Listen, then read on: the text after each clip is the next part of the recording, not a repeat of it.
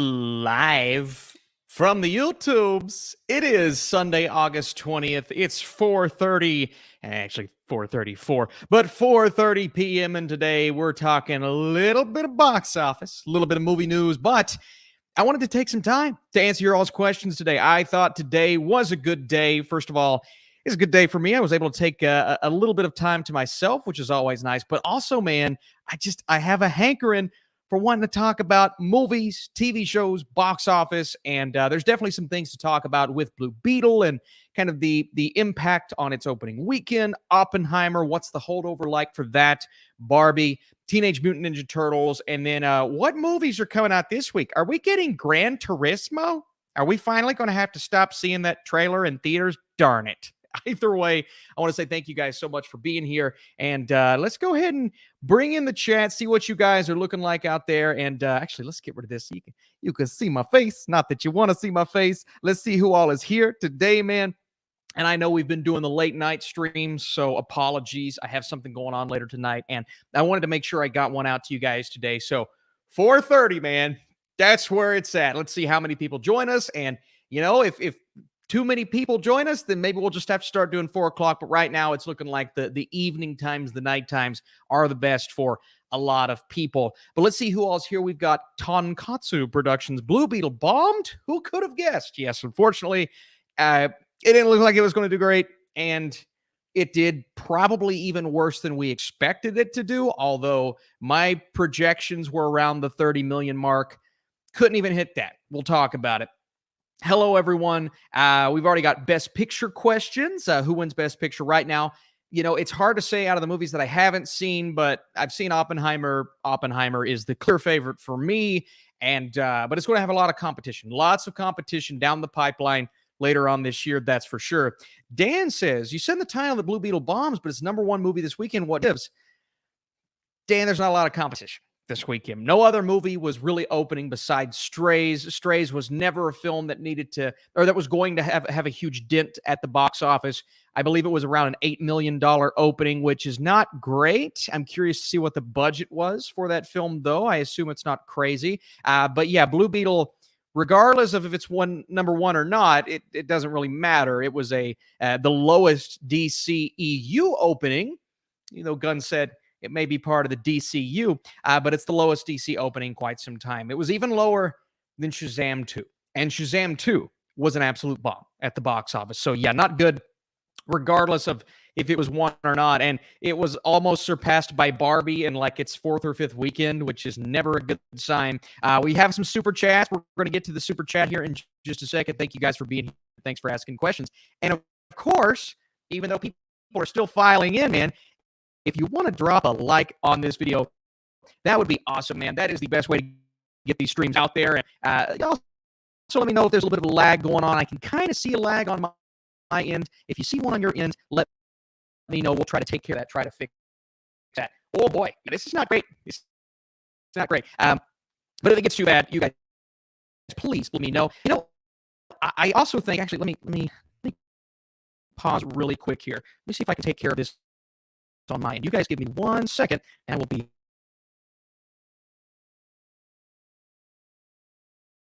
Oh, it's not fair. Let's see.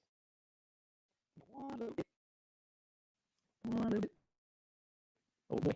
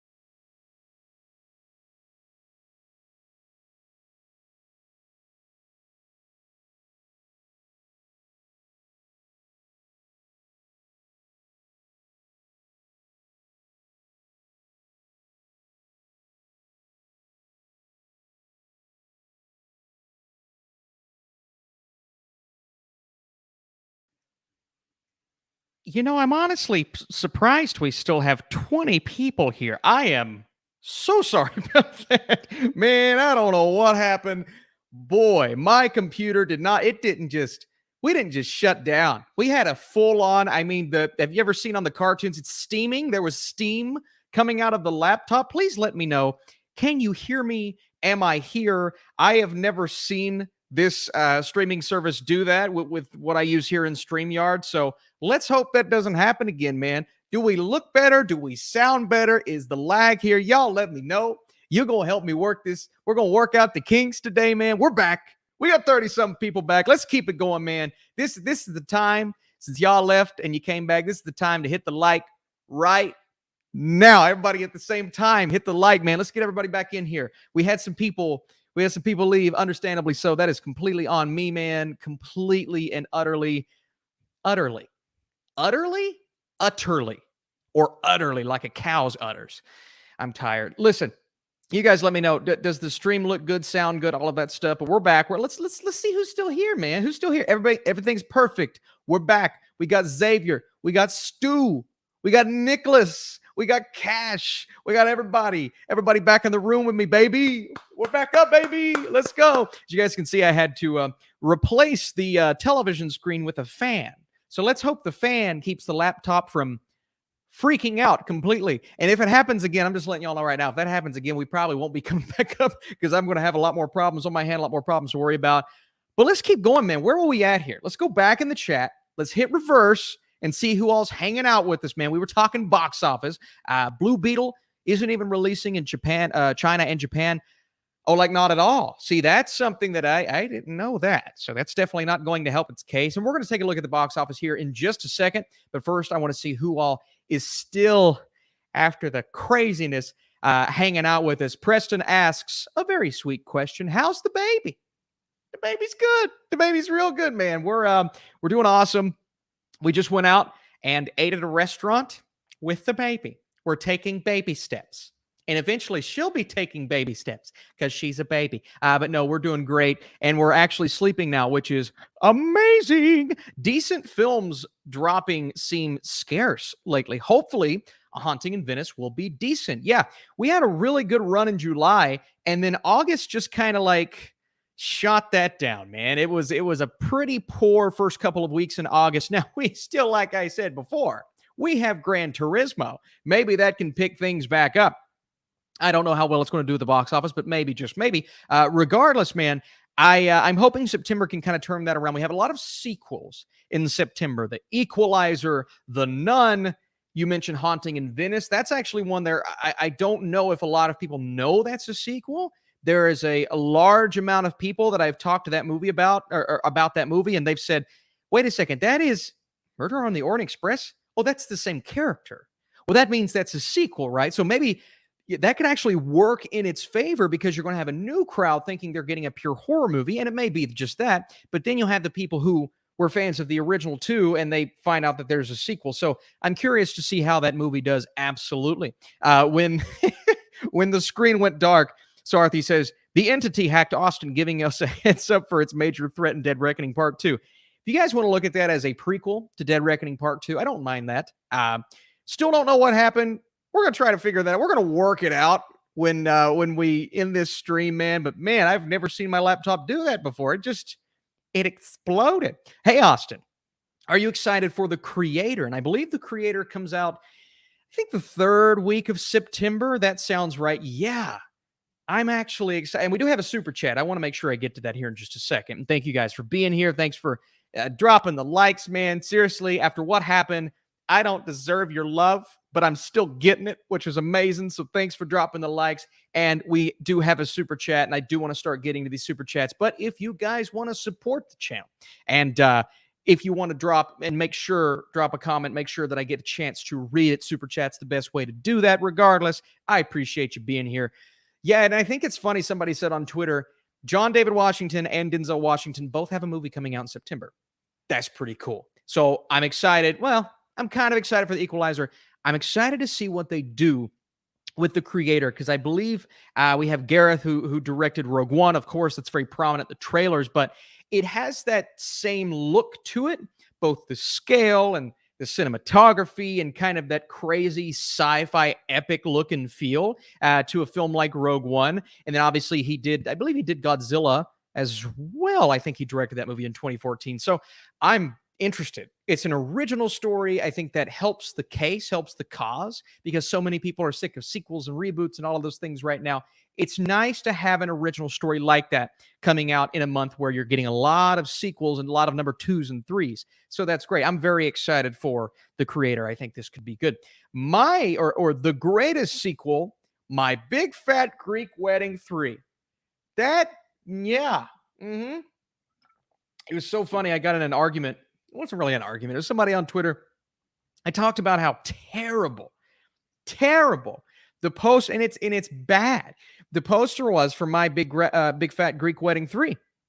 It's such a bad poster, and I understand they're keeping theme with the posters for the first 2 movies, but the third one, it looks photoshopped.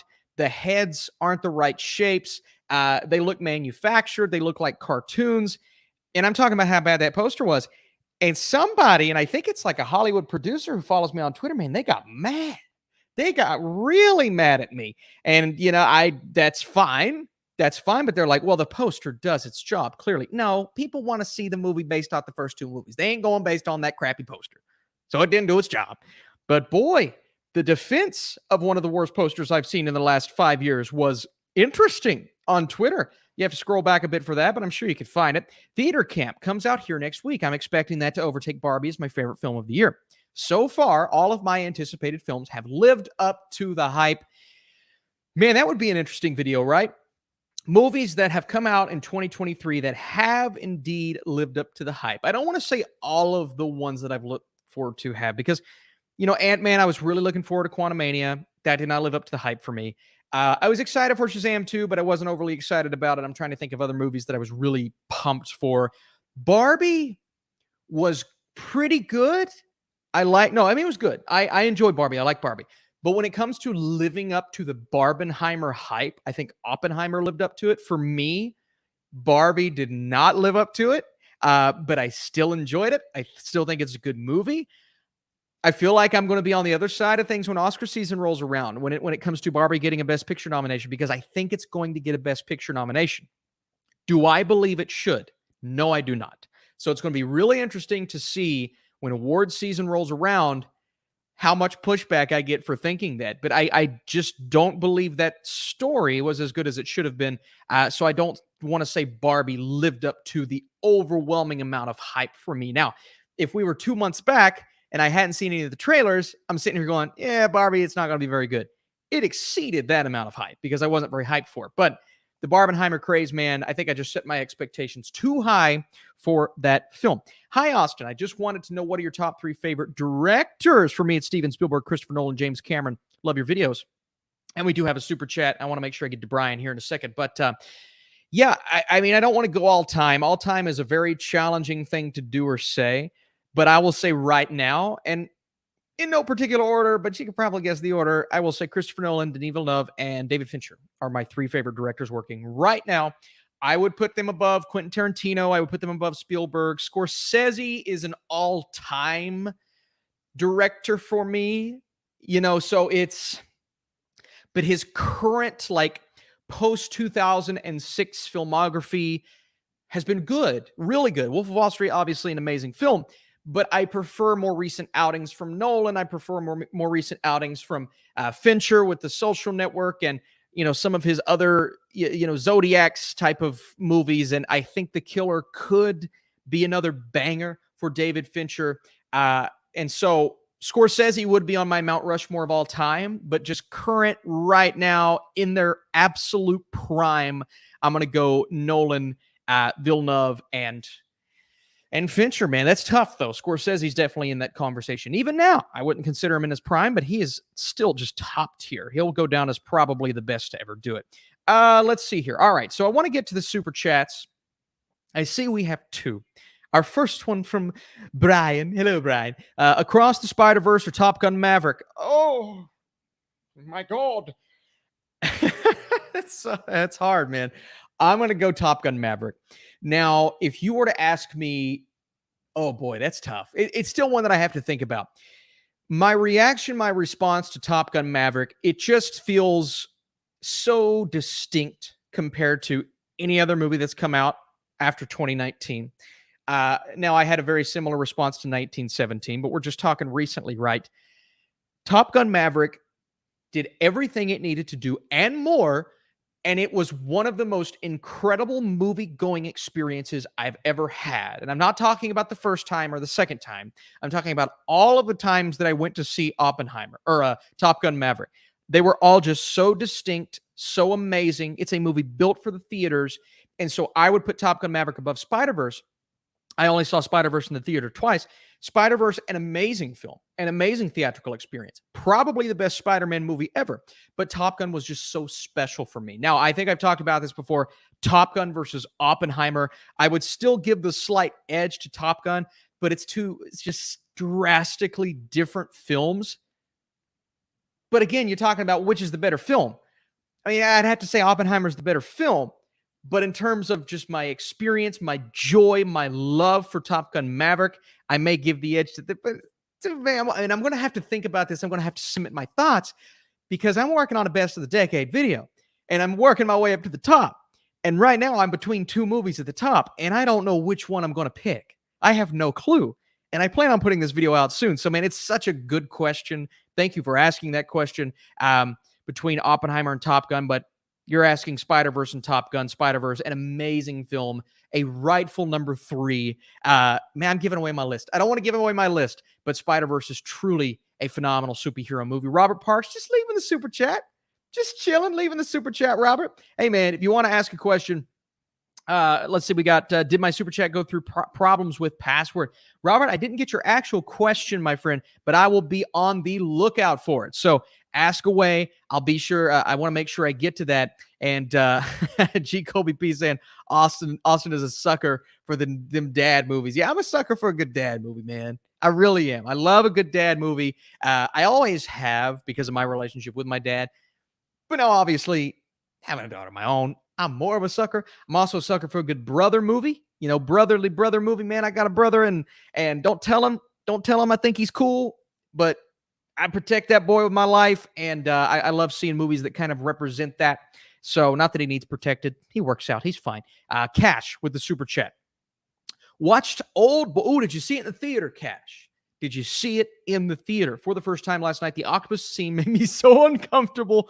Wow, to be honest, I didn't care about it too much. I like Spike Lee's version more. No, I definitely like this version much more than Spike Lee's version of Old Boy. I think the original Old Boy or this version that you're talking about that I'm sure you saw in the theater, maybe because I know it's having a run in the theater right now. Maybe you watched it on the small screen. That's absolutely fine. Which I'm actually kind of like, man, I kind of want to go see that. It's still at my local Regal. I think that would be really, really fun to go see on the big screen because I've never seen it on the big screen. I love the original. It's so distinct. And Cash, it sounds like that may be something that, you know, some of those more uncomfortable scenes, the octopus scene, absolutely. But the narrative is also constructed in just a drastically different way than what we're used to. And it is different. I'll give you that. That works for me. May not work for you, Cash. I don't like the Spike Lee version more.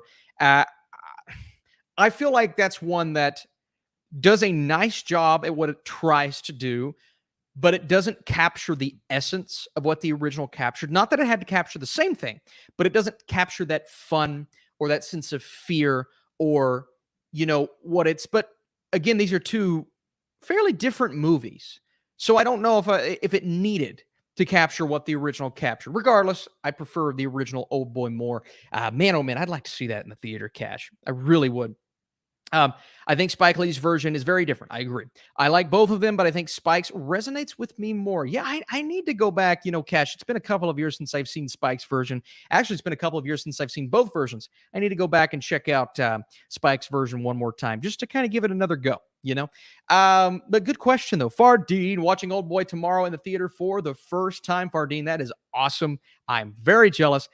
Austin relates to Austin Powers because Daddy wasn't there to take him to the fair, to change his underwear. Daddy wasn't there. Peace. Man, I'll tell you, one of the most underrated comedic trilogies of all time. And not that the Austin Power movies were underrated at the time, but I feel like now when we're reflecting in 2022, I, you know, it's one of those things that it's not got, I won't say they've gotten better, but I think they've gotten funnier because they just feel so different from films that we get now. And they definitely push some boundaries, and I understand that. And not all of it works, not all of it holds up. But the Austin Powers trilogy to me is so funny. Not only does it play on spy movies brilliantly, it plays on action movies brilliantly, it plays on the tropes of those films and the gags. They're so ridiculous, but Mike Myers committing to numerous roles in the film, it's just so much fun to watch. So I absolutely love the Austin Powers films. I know I've gotten off on a tangent here, but man, if you guys haven't seen those movies and you get a chance to watch them, please go check them out. They are just so amazing. We do have another super chat here. I want to make sure I get to this. Let me make sure I didn't skip over anybody. We had Cash. Cash, thanks again for the question. Thanks again for the super chat. Rocky McFly. Welcome back, Rocky McFly. Thanks for being here. Thoughts on Train Spotting 1 and Train Spotting 2, directed by Danny Boyle, starring Ewan McGregor. Train Spotting 1 is a special film. It's a different film. It's an R-rated movie that came out, I think it was 96. I believe it was 1996, the year after my birthday. You guys can fact check me on that. But dealing with the drug scene and Boyle's direction is just so different, so distinct. It feels unlike any other movie that came out in 1996. And that crew together with, what's the guy's name who plays Tommy? What's the actor's name? Kevin something that plays Tommy. I absolutely love that character, man. I just really enjoyed the experience of Train Spotting 1. Now, Train Spotting 2, I believe it was called like T2, not Terminator 2, Train Spotting 2. I did inevitably watch it. I don't even know if I have it rated on Letterboxd. Not quite as special as Train Spotting 1. I liked it. I thought it was a good film, more around the 7 range than the 8 or 9 range, and Boyle came back and did a nice job. But I just don't know if the story taking place 20 years after the original, even though it definitely wasn't 20 years after the no, was it 20 years? It might have been right at that 20-year mark. I think it was 2016, 2017 when that movie came out. But reuniting with the old crew, some really good things in there. It didn't have that impact that the first one had, Rocky McFly. But I still enjoy both of them. They're two movies that I think people should talk about more. And let's see, Kevin McKidd, real life. Thank you, Kevin McKidd. And it was 1996. Yeah, Kevin McKidd is really good in that movie, man. The whole crew is fantastic. David said Aquaman is going to flop so bad. Woo! I mean, I thought the first one wouldn't do all that great in the theater, and it did. It made $1 billion. Oh my God, Aquaman made $1 billion. That is crazy to me. That is absolutely insane. Regardless, it did well, right? Now you have Aquaman 2, post DCEU, post all of this madness, all of this craziness, and people are just kind of looking forward to seeing what's going to come next. Or they're living in the past with Henry Cavill, so they'll be upset that Aquaman 2 is still coming out and we're not continuing with that universe. So I'm curious to see what they do. Now, we know that they have redone it numerous times. They went back for reshoots, and reshoots aren't a new thing, but it's one of those things that I feel like they're now doing it again and again because they're trying to either fit it in the new DC universe or they're trying to make it at least a really good movie. That being said, yeah, David said it's the highest grossing DC movie of all time. Wow, that's crazy. That's crazy, David. It doesn't make any sense. People just love Jason Momoa, I guess. So I'm intrigued to see what they do. Regardless, I don't know if it's going to bomb. I just know it's not going to do not nearly as good as the first one. Real Life asked this question a while ago. I didn't get to it. Apologies. Have you heard when Spaceman with Adam Sandler is coming out? No, I haven't actually heard anything about Spaceman. I'm really looking forward to it. I love the cast. I really love what they're, and I think, is it a Netflix movie? I believe it's a Netflix movie. I love what I'm seeing from Spaceman. It's one of my more anticipated films of the year. Now it's probably right firmly in that top 10 for the rest of the year, but I haven't heard anything about it. So let's see. Let's see what happens here. We have somebody saying, Real Life saying, Blue Beetle over the Flash. It's not a bad take. Admittedly, I liked the Flash more than others. I would still put the Flash above Blue Beetle, but there are things that Blue Beetle does a million times better. I think the visuals in Blue Beetle somehow they're so much better than the Flash. I believe the heart from Blue Beetle is better than the Flash. I just think the Flash is really entertaining. It does have heart with all of the scenes regarding his mother, revolving around his mother, and the Flash featured Michael Keaton's Batman, and it gave him a lot of really cool things to do, even though the one-liners, I'm kind of like, I could do without those. But the crew that they assembled with Supergirl and the Flash and all of that, I really enjoyed that. But I know that's an unpopular opinion saying the Flash is better than Blue Beetle. I think they both do things very well. I would say I prefer the Flash, though. Eric Thorpe Reviews says Blue Beetle was fun, but nah, the Flash was better overall, aside from the CGI. Can't lie. Blue Beetle definitely beat in that category. I completely agree. I still can't believe they were thinking about putting that on streaming, although now with the box office, it was probably the right decision, to be honest with you. But hey, give it a little bit of money at the box office here. The Flash was interesting story-wise, more interesting story-wise. I agree with that. I saw Blue Beetle today. I thought it was good, although I do have bias. I was a huge Jaime Reyes fan as a kid. Yeah, listen, what a good character. And that is a character that I really, really want James Gunn to continue in the DC universe. I know this is a box office bomb, okay? And that's what it is, right? But we're still only in the first weekend. Word of mouth can do really good things for movies like this. We've seen films come out 30, 40 million before and just stay true at the box office. So I'm not giving up, even though it is currently a box office bomb. I'm not giving up hope on Blue Beetle yet. Hopefully it resonates at the box office. And then hopefully when it inevitably comes out on Max, it does really well. I think it could. I think people could say, hey, that was actually a good movie. Maybe I should have seen it in the theater and kind of spark interest in that character going forward in that universe. So I really like Jaime. I really do. And his family and George Lopez, I would like to see them again. Okay, I think I missed a super chat. No, we got a new super chat from Rocky McFly, and I do want to talk about box office a little more in detail here in just a second, and we'll definitely get to that. But Rocky McFly, have you seen Cowboy Bebop? Talking about the anime. I have seen episodes of Cowboy Bebop, Rocky McFly, and I assume you're not talking about the live action one, because I did see that. I did review that. It was fine. But it's not a series that I knew would continue being in good standing with fans, because I don't know a ton about the original. Granted, I've seen a handful of episodes. They're really entertaining. I love the style of the show. But I watched the Cowboy Bebop remake and I said, yeah, I can tell you right now, after seeing a handful of episodes, this is not going to play well with fans. It's not the type of movie that does that. So, or series that does that. So I'm really interested to see, kind of what type of anime that Netflix opts to tackle next. And we know they have One Piece coming. And I know I have to request a screener for One Piece, but they're going to keep doing this because they've done it with numerous projects. And Cowboy Bebop didn't work out, even though I love the cast. Hopefully One Piece can be that project to kind of turn the ship around and get one right. Because right now it's kind of like how video game remakes were for so long. Just all the way around bad. How many times are you going to do a video game movie and it suck before you learn your lesson? Well, lately, Sonic was pretty good. Mario was pretty good. The Last of Us was amazing. So hopefully with these anime live action remakes, we can start to get some good content. But Cowboy Bebop, I would not call that good content. It was fine. It was absolutely fine. Ezra Miller as Microwave Babies. I've seen him do it. Yes, I have seen that meme. I watched him do it. How tired of you are talking about what will and won't make it into James Gunn's DCU? I'm getting to that point. Movie Dean, yeah, I think I'm to that point. We just don't know. We have no clue. We don't know.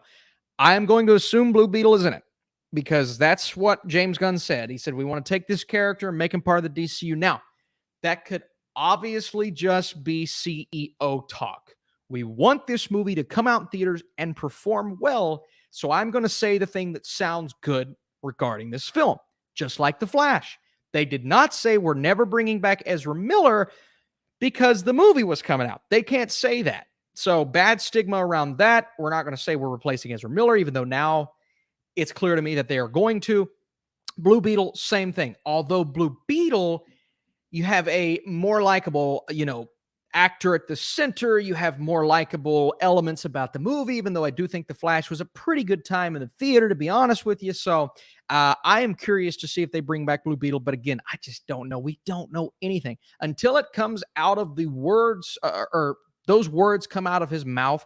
I don't want to make any definitive call on whether Blue Beetle's coming back or not, because right now the box office is not good.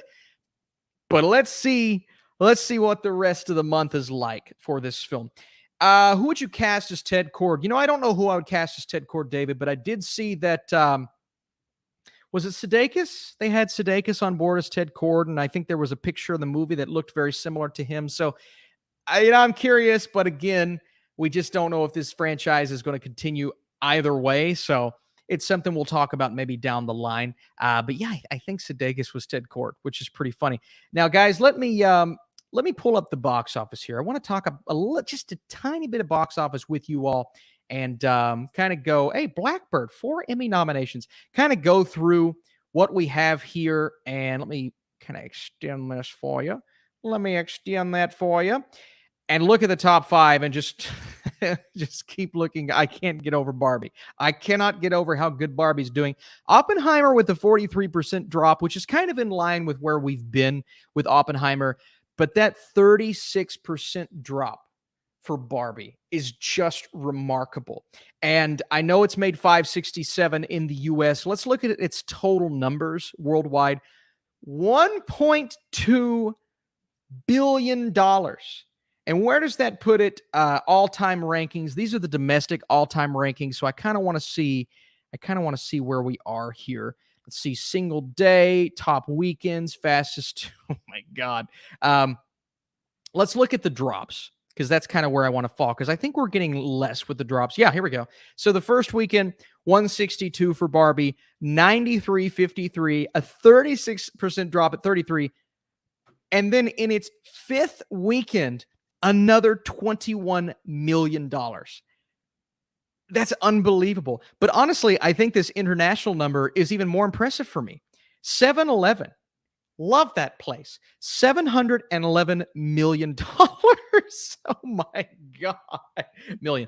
Yeah, $711 million at the international box office. And I think that's without one or two smaller countries, I believe. But still, $1.2 billion. Puts it up there with some of the big dogs, puts it up there with some of the highest grossing movies ever at the domestic and international box office. I never imagined this movie doing what it actually did. But somebody pointed out one thing here, and I want to go back to the top movies at the box office this weekend. Yeah, The Last Voyage of the Demeter dropping 61% to $2.5 million. And 11 million worldwide. Man, that is not going to cut it for that film. Now, I didn't expect it to do crazy numbers, but 30 to 40 million for a film like that, that's not the worst quality. It's not great, but it's not the worst quality. That is pretty bad. And then just to check in on Mission Impossible one more time, 541 worldwide, 164 at the domestic box office. Such a disappointing number. I think the release date for that just crushed it, man. Not good, not even remotely good compared to what everybody expected it to be. And let's do one last look. By the way, whoever decided, and I actually look at, I am glad that TMNT did better than Meg 2 this weekend, so that's good. But whoever decided to go see the Meg 2, because that one's actually doing, I think it's at 300 million worldwide, instead of Teenage Mutant Ninja Turtles, what are we doing here? What are we doing? Why are we watching the Meg 2 instead of TMNT? Especially hearing the word of mouth, which has not been good. And after watching the movie, it was horrible. Frankly, it's a terrible movie, and it's not remotely worth a theatrical experience. I guess the final 20 minutes are, but man, that buildup was just so slow. It is so sad to see how mediocre TMNT is doing at the box office. Those numbers are not good. International numbers, terrible. Domestic numbers, hopefully it can crawl its way to 100 million. I don't get it. I don't get it. Man, I don't. It's such a good movie, man. It's such a good movie. And I think there were rumors going around about it. People were saying, it does this, it does this. And they were lying. They were wrong. And I'm like, guys, just go see the movie for yourself. Regardless, Strays, 8.3 million. I didn't expect that film to do much more, honestly. Maybe in the early 2000s it would have made 20 million, but not in 2023. And those Oppenheimer numbers, man, just such an incredible number. Oh my God, 285 domestic, 432 international for an R-rated historical biopic. Glorious numbers. Christopher Nolan, you've absolutely crushed it. Crushed it, man. What a good box office that we had in July. August, not as great, obviously, but July was just an amazing box office. You don't want to beef with the Megos. I know I would get eaten alive, but Cash, I know you enjoyed the movie, but man, just not a good film. Let's see. Thoughts on Anthony Starr's Reverse Flash in the DCU? I think he could pull it off, being super crazy and maniacal, but also being cold and calculated. Look, I love that casting. I think it's great. But I also think it's a little on the nose. To me, it seems really obvious with his role as Homelander and kind of with every role that we've seen him. I did just watch him in Cobweb. He was actually pretty good, but again, he's playing that creepy, you don't trust him type of guy. I would like to see Anthony Starr doing something different, like that's not Reverse Flash, but there's no debate that he would do a good job in the role. I just think that's a little on the nose, but I don't hate the recommendation. Maybe Blue Beetle should have been a TV show because, God, DC needs a good DC show. Yes, DC needs a good TV show. That is absolutely sure. And I think Blue Beetle could have been a good TV show. Maybe it should have stuck to streaming, but I'm glad I saw it in the theater. I will say that. Talking about why the Meg did better than TMNT. It's not a bad answer. G. Colby P, not a bad answer. Anthony says Tom Cruise is a failure. Oh, man, I wouldn't say that, Anthony. I think Tom Cruise proved last year that he is one of the few remaining movie stars, and Top Gun doing as well as it did at the box office, I think kind of proved his worth. And I wouldn't say Dead Reckoning is a failure. It made over 500 million internationally or overall, but I admittedly wanted a lot more from the domestic box office from Tom Cruise, and it's really unfortunate that we did not get that. So yeah, but I definitely would not say Tom Cruise is a failure, if that makes sense. Let's see. I think we've got another super chat here, and I don't know if my questions are wanting to load. I can see the questions on the other side of things, but I cannot see them in my StreamYard. Oh, there they are. Okay, they have loaded. Dead Reckoning, disappointing box office, pretty sad. I agree with that, G. Colby P. Are you going to watch DreamWorks film Ruby Gillman Teenage Kraken? I am kind of upset that I missed that. Fellow YouTuber and friend Rachel's reviews really enjoyed that movie, so she's kind of given me some enthusiasm to see it. I want to see it and see if it's actually a pretty good film. Didn't love the trailers, admittedly. Thought they were kind of mediocre, but yeah, I think it could be a cute movie. Hato said, just checked your Letterboxd. Oppenheimer, #1, baby. Yeah, Oppenheimer is #1 if you guys have me on Letterboxd. Oh, by the way, I'm working on catching up on some reviews. I took a couple days off from doing Letterboxd logs. I've got my Blue Beetle review coming out today, and we'll get to Strays tomorrow. So if you guys don't have me on Letterboxd, you can follow me. I do a lot of written stuff on there. Yeah, the Meg got more hype than TMNT. That's why Meg 2 higher. Olivia wrote that. That's why Meg 2 higher than TMNT. Yeah. I don't know if it got a lot more hype. To me, the Meg 2 marketing was actually, that's why Meg 2 is an anomaly for me. The marketing was bad. And so I don't think this film got a lot of hype over the last couple of months. I just think the first trailer came out and people were like, oh, shoot, it's Meg 2. And then they saw it in the theater and they're like, oh, shoot, let's go see that. So I think the marketing was bad. I honestly don't think the hype was there for this film. It was just that first trailer. People wanted stupidity, and they definitely got stupidity, but not the fun kind. I thought the TMNT marketing campaign's great. To be honest with you guys, and I hate to say this, and it sounds really mean, I don't think TMNT is as big in the movie space, the movie pop cultural zeitgeist, as it is in the toy space and the animated series space and the TV show space. It feels like people love TMNT until it's on the big screen, and then they just don't care. And I felt like this for years. I felt that way with the live action Michael Bay movies, and they did okay at the box office, but not even what I expected them to do in the US, but internationally as well. But then, some of these other animated TMNT movies that will come out on the big screen instead of the small screen, I feel like people don't care that much about TMNT on the big screen. And it makes me sad because I think this film was great. Was great. Somebody said Bay hurt the brand. Maybe that was the case. The Bay movies weren't good. But at the same time, I don't know. I just don't see a lot of hype surrounding TMNT on the big screen. Regardless, I still think the brand's amazing. It just hit $1 billion overall, toys and TV shows. So hopefully this does well when it comes out on streaming. And I think the kind of the love for this film will translate when people are actually available to watch it on that platform. But I do have some super chats here. I think one super sticker, and I want to go over here and see what Rocky McFly is saying. Rocky McFly, thank you for the super chat, my friend. That is amazing. Thank you for the support with the channel. Thank you for the support today, asking amazing questions. If you look at the box office for Elemental, it eventually made its money back. So I think good word of mouth for Blue Beetle will make it a little profitable because it's not an extremely expensive superhero movie.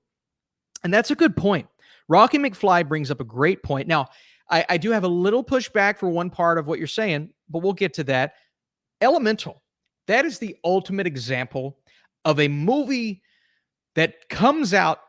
It's Pixar. We expect it to do big things, and it just kind of flatlines. It does little opening weekend, does very little first couple of days at the box office. I think the love for the film is there, but the hype is not crazy. But good word of mouth. That movie had some of the best word of mouth I've seen all year. A little long, an animated film, right? So people kept coming back. And while the second weekend box office wasn't 60 or 70 million, it was a very small drop. And then the next weekend, very small drop. So Elemental went from making not very good, that's just not going to do well at the box office. And the drops were so insignificant, the movie just kept trucking. And we've seen examples of that in recent years. Top Gun, obviously a way bigger example, but The Greatest Showman, that's always the one that I go back to because The Greatest Showman did not have a good opening weekend. It was okay. It was fine, but it wasn't great. Just kept making money. 10% drops, 20% drops, and inevitably, The Greatest Showman was a huge impact at the box office. Elemental as well.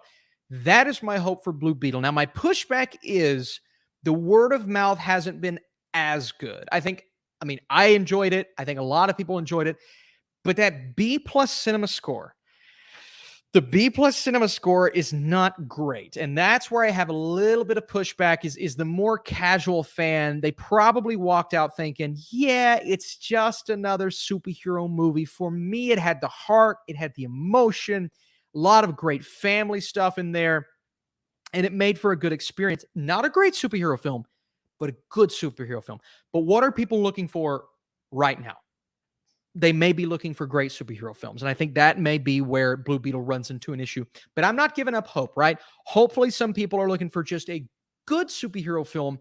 And that's why they hear it was pretty good opening weekend. Okay, let's see if we can go second weekend, see Blue Beetle in a theater on the big screen. And it did take over some of those IMAX screens from Oppenheimer, and I do believe that's going to help it in the long run. Rocky McFly, that's an amazing question. It's an awesome super chat, and I think you are onto something there. I do believe word of mouth is going to be what kind of gives Blue Beetle a little bit of life, if in fact it does. I just don't know if people are looking for a great as opposed to a good superhero movie. I don't know if that's going to be the case. So, Rocky McFly, one of the better points of the day so far, in my opinion. And we also have another super chat. And Robert, I wish I could. Oh, we got a little Robert sending me a hug. Oh, that's a nice hug, Robert. You're so sweet. But it shows up on here as a super sticker. Robert with the super sticker and the hug. Robert, thank you for being here. Robert, one of my all-timers here. And sorry, I told you guys before, for some reason, when I talk for a long time, my nose itches. I don't know what's wrong with it. I need to be diagnosed. But Robert, thank you for being here. Robert Parks, as always, just a wonderful person, wonderful individual, always very helpful, and did a lot for, I haven't been on the Discord server in a while. ever since the baby was born. It's been a while. So, Robert, maybe I need to come back on the Discord server and see what's going on, see what's cooking over there, because I'm sure you guys are sure you're doing fine without me. You don't need me. What's the best episode from SpongeBob SquarePants? And Robert, if you had a question along with that super sticker, let me see if you did, and I'll get to the SpongeBob question here in a second. Robert, I don't know if you had a question. If you did, I will stay tuned. I want to make sure I didn't just get to your super sticker there. What is the best episode from SpongeBob SquarePants? You guys are going to have to just, if you've never seen SpongeBob, you're just going to have to take 1 second and appease me here. All right. I love Band Geeks. Some people don't like the Krusty Krab training video. I've learned this. Some people don't like the Krusty Krab training video. That's one of my all-time favorites. That's a top 10. That's a top 10 SpongeBob episode for me. How could you not like that episode? Band Geeks is always the one I come back to because I feel like that has the most iconic moments from the series. From Squilliam Fancy Son to some of the great memes with Squidward to I mean, there's just so many good things. And the winner takes all. Oh my God, what a song. That's one of the greatest performances ever during a Super Bowl halftime show. People are making all these Super Bowl lists. No, it's SpongeBob from Band Geeks. Also, fun fact, the footage that they use in that episode is from like some 1980s college game. It's actual footage of people. I always wondered that. I saw it on Twitter lately. Great question, but I got to go Band Geeks. But I do want to give a shout out to Doodle Bob. Blah. I love the Doodle Bob episode. Doodle Bob is one of my favorite SpongeBob characters. I have a Doodle Bob here somewhere. Got to find him. Blah. SpongeBob tier list. Ooh, Cash. Speaking my language. That would be fun, man. That would be really fun. I would love to do that. You know I would love to do that. Austin, do you agree that the henchman of Blue Beetle should have been the main villain? Yes, I kind of do. And I have nothing against Susan Sarandon. An all-time amazing talent, performer, just spectacular screen presence. But I did not care about that character whatsoever. And when we inevitably get the backstory, and I won't dive into details because I know clearly a lot of people haven't seen Blue Beetle. When we get this backstory for this henchman character at the end, I'm like, where was that? The whole movie. My biggest issue with Blue Beetle was the villainous side of the story. And the henchman, a cool character, a great suit, but there was nothing to it other than the end. So yeah, I think that's a great point. I would have liked to have seen way more from that character. Sweet victory, baby. Let's go. When's the top 50 favorite movies of all time video coming out? I can't wait. I always agree with your picks. Well, it's going to be a hard one for you to agree with all of them, but I do appreciate the love and support, my friend. You know, it's a hard one to work on. I'm at I'm at the point to where I kind of want to do a top 100, but it's probably going to have to be 4 videos if I commit to that. A part 1, part 2, part 3, part 4. It's taken on a lot. It's a list that's always changing, but it's just the idea of committing to an actual list. That's what I'm struggling with right now. But I think once I commit, then you're going to get a top 100 series from me. And that could be starting in September. That's my goal, is to start that in September. By the way, if you guys are here and we keep getting people coming in, first of all, thanks so much for being here, man. We've talked box office today. We've talked Blue Beetle. We've talked a lot of things, a lot of great questions. If you want to drop a like on this stream, it's clearly helping the stream. You guys dropping likes, man. It means a ton to me. But also, you know, just keep leaving those comments, keep asking questions, man. I'm trying to get to as many as I possibly can. You guys have asked some amazing questions today. Are you planning on going to the New York Film Festival? If so, who would be your most excited to meet for the first time? Well, I haven't committed fully yet for going to the New York Film Festival. I'm 50-50, man. I'm 50-50. I want to go back to New York. I can't wait to go back to New York, but it's just having a baby, a newborn at home, which now she's not a newborn, man. She's 2 months old, which is crazy. It's making it a little tougher to commit to that decision. But right now, I'm leaning I'm kind of like, I might go back to the New York Film Festival. So if that's the case, who would I be excited to meet? Well, last year I met a lot of people. I met one of my all-time favorites on YouTube, Let Me Explain, and Zach. Both of those guys do an amazing podcast. those were two of the coolest guys that I've met at any event that I've been to. Then we have the Oscar experts, both of them, brother, bro, Oscar expert, both of those guys, spectacular. This year, I want to meet the film drunk. That's my goal. If I go to the New York Film Festival, we've already had a little discussion. All right. I want to meet the film drunk. I think that would be a spectacular time. I've already met guys like Matt Neglia, great dude. So many great people. Boy, but I can't really list anybody else because I've met most of the people that I want to do the Oscar Expert collab. Yeah, we did a collab back in the day, but we're definitely going to have to do another one if I go back to the New York Film Festival. So, by the way, guys, we are at 69 likes. Congratulations. You did it. We're at 69 likes.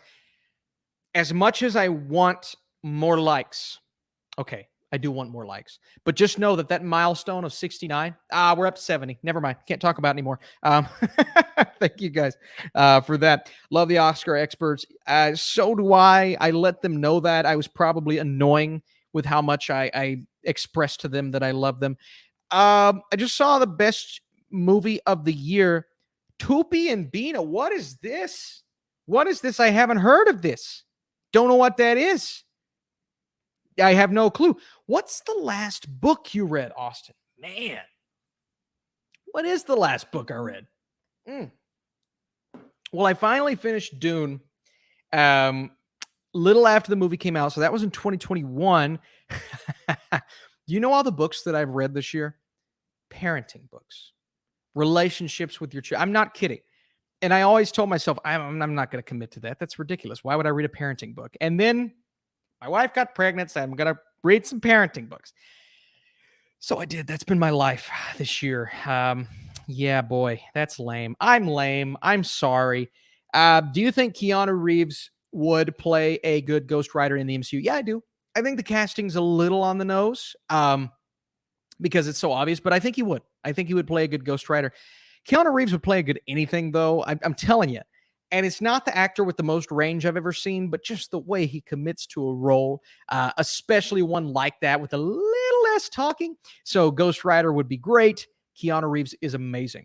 Do you think Adam Sandler will ever have a shot at an Oscar nomination? IDK, they never nominated Jim Carrey for anything. They know nothing. After they didn't nominate him for Uncut Gems because those anonymous people were coming out saying, well, I didn't vote for him because he's a silly comedian. It's not what you're voting for. It's not what who do we get to vote on these things? Like just the dumbest people. Who says that? Someone who's dumb. So if you said that, you're dumb. But some people just didn't believe that Adam Sandler warranted a nomination that year. That's completely fine. It was a stacked year. There were a lot of people that year to nominate. Taron Egerton also didn't get a nomination. So if he was in instead of Sandler, I wouldn't have been upset. That being said, you do have people coming out saying, we're not going to nominate this comedian because they're super funny. Haha, they're so funny. But then they have an amazing performance in a movie like Uncut Gems. I thought he was amazing in Hustle. I don't know how you get better than those two performances. He could do it. He's proven he can do it. He can top himself. But I just don't know if they're ever going to give Adam Sandler the nod. It sucks. It really sucks. He's an amazing performer. I just don't know if they're going to. Maybe Spaceman is the movie. Maybe that's the movie to do it. Maybe he gives a surprising, compelling, deserving performance in that film. Jim Carrey not having an Oscar nomination is unacceptable. Absolutely unacceptable. It's ridiculous. Eternal Sunshine of the Spotless Mind, robbed. Even The Truman Show. Man on the Moon. I mean, it doesn't matter. The guy's had 3 or 4 performances where he deserves to get nominated. But again, it's he's silly. Haha, funny. Oh, he's so silly. He's so silly.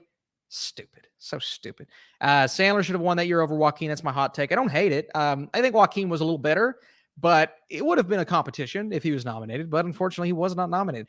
The Willem Dafoe snub for 2019. Yeah, what was that about, guys? What was that about? Dafoe in a different category. It would have been supporting, but Dafoe was amazing in The Lighthouse in 2019. Just spectacular. Deserved every ounce of a nomination that year. I don't even remember who else was nominated. It was ridiculous. Oh my God. Y'all making me mad, but you're doing a good job of it because I'm so passionate about talking about these crazy things that's happened. How did the same person do Uncut Gems and Waterboy? Yeah, it's amazing. It is truly amazing. Let's see. In order for him to get a nomination, I think the movie as a whole would have to be a serious Best Picture contender. I don't think so. I mean, I've seen plenty of examples where the film is not a Best Picture contender in the least bit. And I've seen actors get nominations. So I don't know if that's the case, but the movie obviously has to be somewhat liked. And I think Uncut Gems, I mean, critics were raving about the film. The audience, not so much, but it was really that ending. Oh my God, a twist ending in a movie? What? But yeah, I think Uncut Gems was a movie that could have gotten an Oscar nomination. Yeah, example would be The Whale. There you go, Robert. There you go. Patty Constantine was snubbed for. Oh, Patty Constantine. Yeah, man. House of Dragon at the Emmys. What was that about? House of Dragon in general, the acting at least. I mean, everything else great, but the performances, they should have gotten way more nominations than they actually did. Are you going to do the Oppenheimer re-review? Yeah, I'm thinking about it. I've never done it. I'm thinking about it. It's not a re-review. My thoughts stand. It's just more expanding on my thoughts from the first time, seeing it again, and actually, having a little bit more to say about it. I'm definitely thinking about it. I want to. Let's see here, man. What's the oldest movie you've seen? Oh my God. I mean, I can't list one. I've seen movies from the 30s.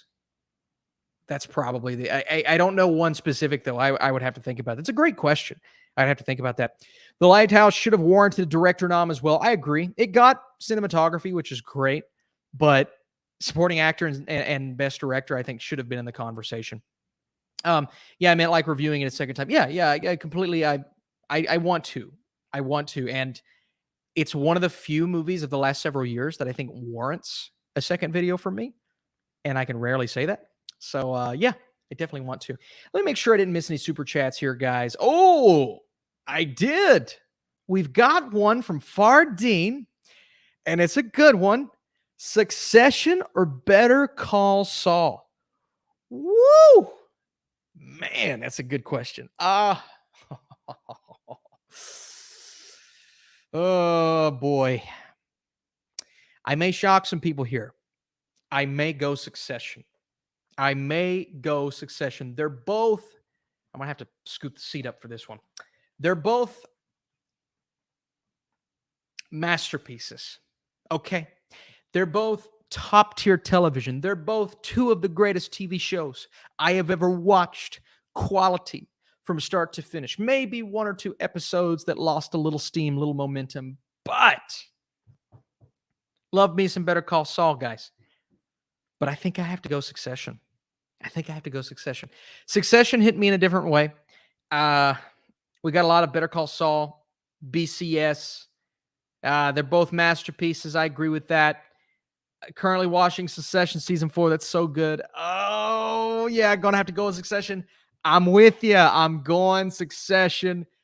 Barely. I think it's shorter. We don't have as much to work with, but I think it ended at the perfect time. Whereas I can look at maybe one Better Call Saul season, one or two, that was a little slower in pacing and may have taken. Now, this is just nitpicking. I mean, we're talking about a 9.5 show, both of them.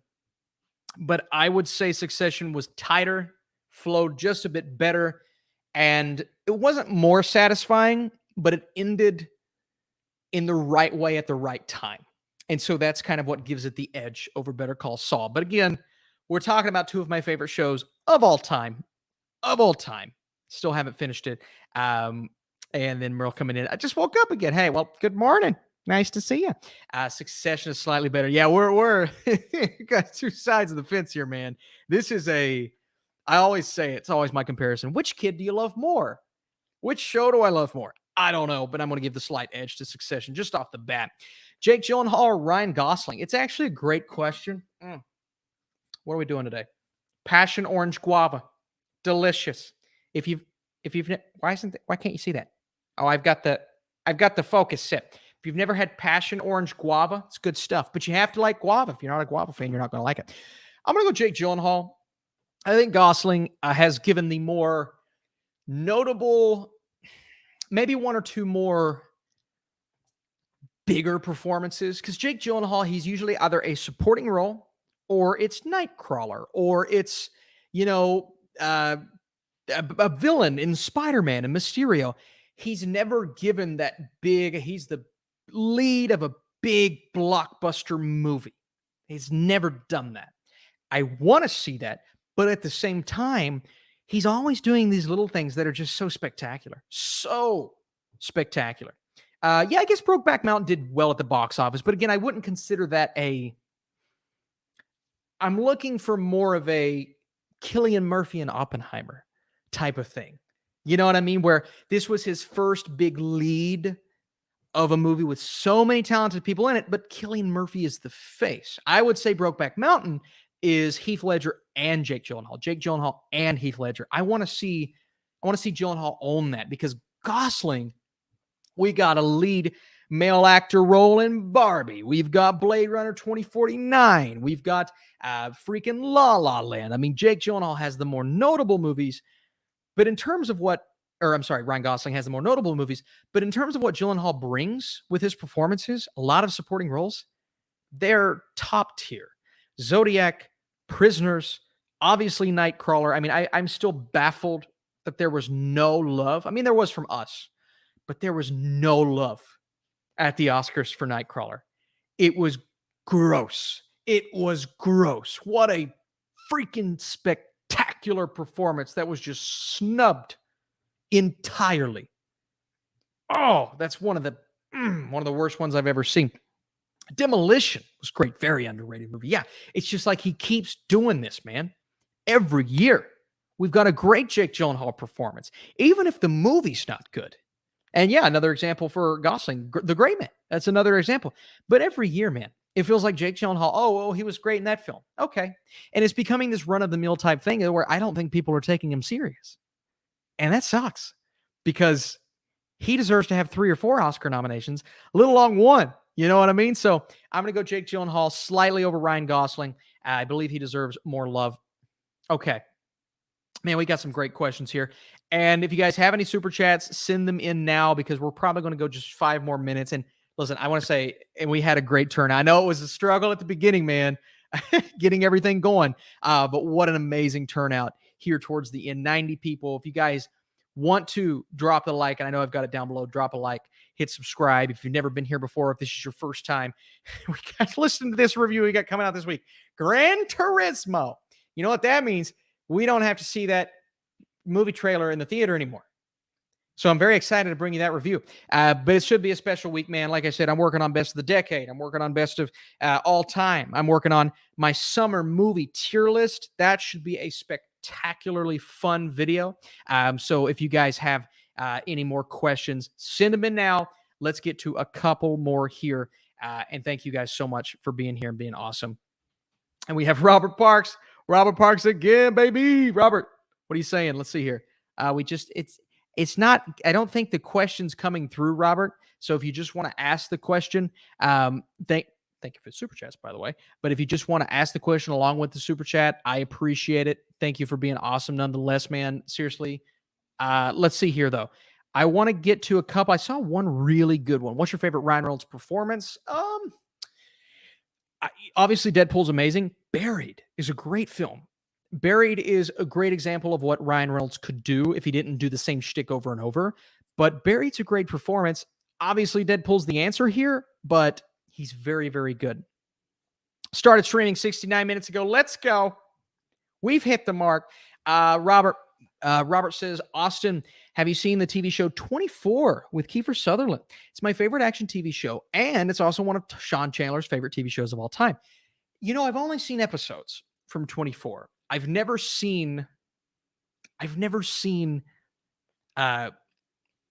think I've ever seen one season front to back. I've seen a lot, but I've never seen one season front to back. So it's a good show from what I've seen. Kiefer Sutherland is an amazing talent. We just saw him in a movie about 3 or 4 weeks ago on Netflix, and he was just so good. He played this crazy villainous role. It was so different, so distinct. But what he is in 24, I think he's best at. And the episodes that I've seen, he's really good in. So, but I can't really give you much more than that because I've never watched a full season. Let's see here. Talking good Ryan Reynolds, Mississippi Grind. Yeah, it's a good one. It's a good one. Did you like The Covenant? Oh, yeah, I loved it. It's in my top 10 of the year so far. It's a great movie. It's a really great movie. Frankie asks, how old are you? If you do not mind, I'm 28 years old. So just turned 28, July 21st. That was my birthday. I'm 28 going on 29. That is depressing. Another super chat here from Cash. Cash, thanks for being amazing. Thanks for asking the question. Cranston's, oh my God. Cranston's Dark Knight trilogy or Oldman's Breaking Bad? I would love to see Bryan Cranston as Commissioner Gordon. I think he would absolutely just crush that role. And I think of Gary Oldman and how good of an actor he is, and he's a phenomenal talent. We saw that in Oppenheimer once again. But I just don't ever see anybody ever taking on the role and doing it as well as Cranston did it when we're talking Heisenberg. Heisenberg is Cranston. Cranston is Heisenberg. And while Oldman would do a great job, and I'm not doubting how good of a job he would do, I have to go Cranston's Dark Knight trilogy because I'd like to see him as Commissioner Gordon, but I also know I just don't want anybody else. Even with Gary Oldman, one of the best actors in the world, I also don't want anybody else playing in Breaking Bad. Me too, Austin. My dad loves 24. I never watched a full season. Yeah, same here. Never watched a full season. I would definitely, it's a show I would like to watch one of these days, but I just don't know if I'd ever get the time. Robert says, I'm 10 years older than you. Hey, that's not bad. 38's not bad. 38 going on 30. Am I right, Robert? Am I? Bryan Cranston did a Dark Knight trilogy. Bryan Cranston did a Dark Knight trilogy? Did he? Did he do a live? We talking animated here? We talking voices? Yeah, I guess. Okay. But if we're talking him as a live action Commissioner Gordon, I think that would be just so spectacular. So I think either way there, it's a win. But nobody needs to be Heisenberg, man. Nobody needs to be Heisenberg. Let's see here. Will you do a Cat in the Hat review in honor of its 20th anniversary? What? When did Cat in the Hat come out? Cat in the Hat. There's no doubt about that. Release date. November 21st, 2003? One of the greatest movies ever made? Cat in the Hat? Okay, we're doing it in honor of its 20th anniversary. We're doing it, not a review. We're going to do a watch-along. We're going to do a reaction video. Probably me and my brother. I think that would be great. That's a great idea. Let's see here. Do you like Smallville, Arrow, or The Flash? I like them all in their primes, but a show like The Flash fell off really hard, so I stopped enjoying it. But I really love the first two seasons. I mean, it was, for a while there, it was spectacular. Let's see here. I'm 10 years younger than you. I'm 18. Okay, not bad. 13 years younger. Okay, 15. Not too bad. Let's see here. I want to do one or two more. I'm 1 year older than you, Austin. You got me by 1 year. My wife has me by 6 months, so I married a cougar. Can you do a Cat in the Hat tier list? I don't know if people will be interested in that. If we're talking like a character tier list, but it'd be interesting. Maybe for me, not for you. Eli says, are you excited for David Fincher's The Killer? I'm hyped. Eli, I am so excited. One of my most anticipated movies of the year. It's been one of my most anticipated movies of the year, but knowing it's probably going to get that release date and stick to it this year is so much fun. It's so freaking awesome. 18 years younger. 18? Is Sarthy 10? Oh, man. Sarthy, I'm sorry. Sometimes I say things that probably aren't meant for a 10-year-old, so my apologies. Sarthy, hey, thanks for being here. So thank you all for being here. Seriously, that means a lot to me, man. That means a lot to me. You're 5 years younger than me? That's crazy. 20 years older? Big D's 20 years older? What was that, 48? 48 going on 40. Am I right? I'm just going to say that to everybody. Hey, guys, listen. You've had some amazing questions today. Let me make sure I did not get another super chat because I do not want to miss your all super chats.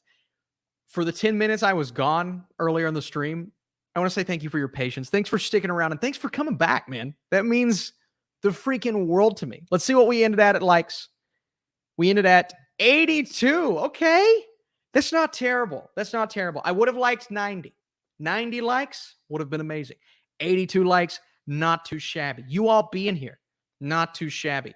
MM says they were born yesterday, just like Vision. Well, I was born yesterday. That was a bad impression. Listen, guys. Amy Adams' birthday today. Got a lot of things to celebrate today. Okay, Amy Adams. You all have been truly spectacular.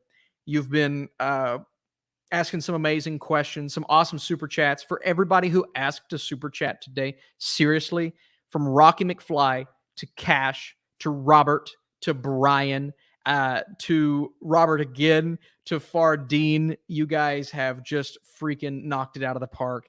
And I want to truly say thank you. And this week, man, we got some cool things coming this week. Some really cool things, some reviews, obviously. But I want to get that summer movie tier list out to you. I want to get some Oscar predictions out to you. We may have some cool things attached to those videos. I also want to introduce a new, very cool part of my set that I've been working on. You've not seen it yet, but you're going to get to see it. So here's what I'll ask you. If you want to subscribe to this channel, if you're not already, that'd be spectacular. If you want to drop a like on your way out, that would be amazing. But most importantly, if you want to come back next week, man. These live streams are my favorite part of the week. That's why I want to start doing them and make sure I do them weekly. And again, I just can't get over how patient y'all were while I was gone and putting the wires together and crossing the T's and dotting the I's. That tells me that I need to restart my computer every time I do one of these live streams from now on, because that thing bit the dust and it wasn't coming back until I just held the button down and said, see ya. So hopefully we don't get that again. Anything else? Anything else to talk about? Anything cool? Nothing cool? Stay safe, Austin. I'll try to stay safe. You try to stay safe, because if you're not safe, then you're not safe. Also, I didn't realize the background music was this loud the whole time. So that's my bad. I had the background music turned up. This stream was a mess. And to end this off and to give you one final thing, here's my grandfather. His name was Robert. He was 104 years old. Robert Burke. He's dead, but he had a great run. Grandpa Burke. There he is. Old Pappy. Old Pappy Grandpa. Every time I came over, he'd have me some orange slices ready to go, and he'd make popcorn out of lard. He had lard. Where did he get lard? Like what? He couldn't. He didn't have a license. Like, where did he get lard? Where did he get the orange slices? And every time I'd come, it'd just be a whole bucket. I'm like, dude, where are you going? Do you have an orange slice dealer? It doesn't make sense. Anyway. You guys missed out on his popcorn. It was the best popcorn. Thank you, guys. Rest in peace. What a long life. This is my chance to celebrate Grandpa Burke and all of his accomplishments. 10 years ago, 10 full years, Grandpa Burke with his lard. I don't understand. Also, I got to show you a picture of my baby. Here she is. She's so happy. She's a happy baby. She's the happiest baby in the world. Oh, I could show you pictures all day. I have so many on my phone. I have like 50 pictures of her that I could show you right now, but I'm not going to, because that's annoying and I don't want to be that parent. But okay, I'll show you anyway. Nope. You know what? We've got to go. Here is my dogs, Buddy and Minnie. We're not leaving yet. Y'all can't get out of here, because we got to show the baby and the dogs. There's the dogs right there. Them's the cutest dogs. My buddy's a cowboy, Minnie's a cow. That's how it works. That's how it works. I don't want to leave. I told you I was leaving. Here's me, Sean Chandler, and John the Flick Pick. I'm just going to show you all the pictures that I have on my screen. All my pictures. There they go. There's that one. And then what else do I have here? There's this one. Me and the boys. Me and the bros. There they are. There's a picture of my Little Mermaid review. Why do I have this? Now, here's where I'm going to leave you. The ultimate collab. The bros and Perry. The boys and Perry Nemiroff. The squad. Perry's part of the squad. That's a good-looking group of people right there. Now, granted, I am the least good-looking of all of these people. Everyone in here is better looking than me, but still, it's a good look. I mean, really, just the quality difference between me and everyone else. They are all specimens. And then there's me. And it's like, why is that guy on the left here? Can I crop that? I need to crop that picture and just give you the other guys because I don't need to be there. I don't deserve to be with them. Big D says you're definitely good looking, Austin. Thank you. 3C, 10 out of 10. Thank you. Thank you. I needed this. I needed this today. I want to show you another picture of my baby. Here, I'm going to airdrop one. I'm going to airdrop one of her today at the restaurant. No, you know what? I got an even cuter one. And then I'm going to airdrop it, and then I'm going to show you. Because I don't care how long the stream goes. I know I told you we were done, but we're not done until you see my child. So here we go. It's airdropping, and I'll show you a picture of my kid. It's because she's the cutest baby in the world. Just the cutest. Here we go. And it's uploading. And here's a picture of the cuteness. And there's the cuteness. I mean, come on. I mean, come on. Just the sweetest. It's the sweetest. It's the baby. If you're just tuning in for the first time, I promise this is not how these normally go. There's usually substance, and I usually answer questions. But today, we're showing pictures of my baby. And yes, the baby is back. Yes. Austin's having an existential crisis. Yes, I am. It's existential. And I don't know what's happening. Oh, we got another question. Did we get another question? Did we get another super chat here? What we got? Did somebody ask a super chat? Am I crazy? They did. Rocky McFly. Hang on. Take the music. You got to take the music down, everybody. You got to take the music down. Rocky McFly. Friends or Seinfeld? This is where we're going to end off. Friends or Seinfeld? Let's go. You know what? I'm going to surprise some people here. I'm going to say Friends. I think Friends no, I'm sorry. Seinfeld. Ha, see, I got you. Seinfeld. Let's go, baby. Seinfeld. That's not counting the end, which I think is one of the worst finales of all time. It's absolutely terrible. I am going to say Seinfeld, which is, and somebody said no music in the stream. Wow. So it didn't even play my music today. Okay. So I think this was a StreamYard problem because nobody's heard music. So yeah, we've got a little bit of a Streamlabs or a StreamYard issue here. So we'll have to work on that. Maybe we'll have to go a different route next time. But getting back to the actual super chat. Yeah, I'm going to have to go Seinfeld over Friends. Friends is a great show. It's really funny. There are so many episodes that stand out and have stuck with the pop culture zeitgeist and will never leave. And Friends is way more popular. But, and let me get my child off the stream here because, I'm sorry. You guys probably would rather see her face than mine. But I would say Seinfeld stuck with me a bit more. I like that style of humor. I love the fact that the episodes are about nothing. And I love the idea of this crew coming together and basing each episode off of something so silly and so stupid, so ridiculous, but making it work. And they do it every episode. And I've never seen that in a show prior, and I've never seen it since. So I am going to I'm going to give Seinfeld a slight edge over Friends for me. And also, you like jazz? I do like jazz, says Jerry Seinfeld. Yes, the No Soup for You episode. No soup for you. Get out of line. The craziest, most relatable episode of all time.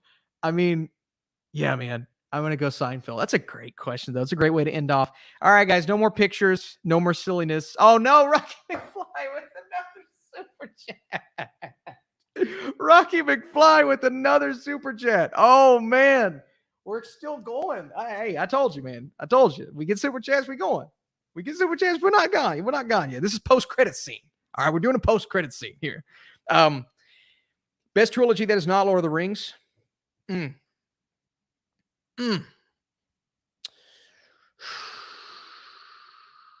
That's tough, man. Toy Story. It's Toy Story. Now, I have some trilogies in my brain that could compete and would compete. Obviously, the Dark Knight trilogy means a lot to me. It means a lot to me. Now, would it be up there in the threes or fours? I don't know. But for me, it's just a very personal thing. I think all three movies are great. And Lord of the Rings is obviously a perfect trilogy, but I would also say Toy Story is a perfect trilogy. And I know there's a fourth film. I get that. I understand. But if we're talking 1 through 3, which for a while was that trilogy, I would say there is hardly a weak link in any of the movies. And even my lowest rated one in Toy Story 2 is still a phenomenal film and would stand up to any animated film of all time. I truly believe that. So I'm going to go Toy Story. And I get it. Some people think the Dark Knight trilogy is overrated. I get that. I wouldn't say the trilogy is overrated, though, because I've actually seen a lot of, well, the trilogy is not that good. So I think the trilogy is just rated because I don't think a lot of people love the whole trilogy. I just think a lot of people love the Dark Knight.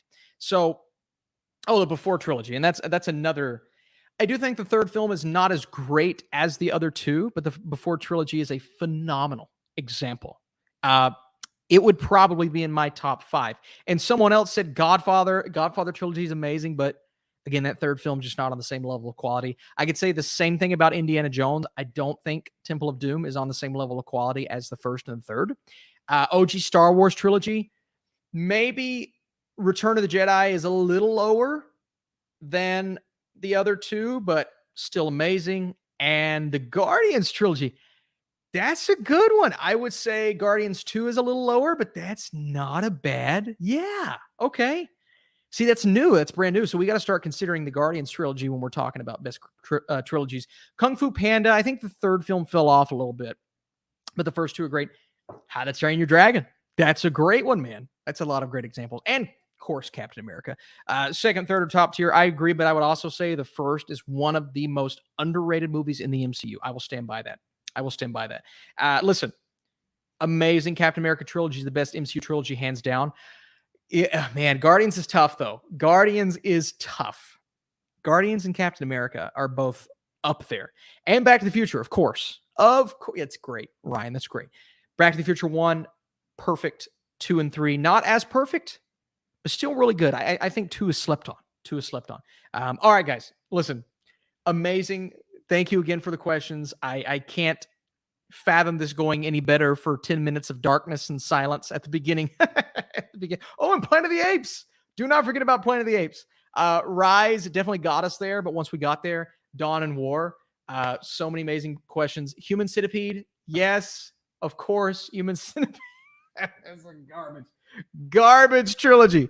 Oh, Human Centipede was disgusting. Yes, it was. Media Maestro. Oh, man, it was bad. Hey, guys, thanks again. I'm going to go check on a baby. I love y'all. Appreciate you for being here. Appreciate you for being awesome.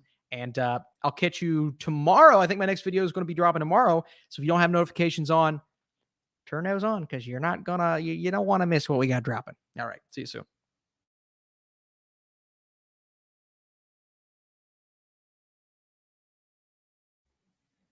Boo. We don't like Meg. Boo.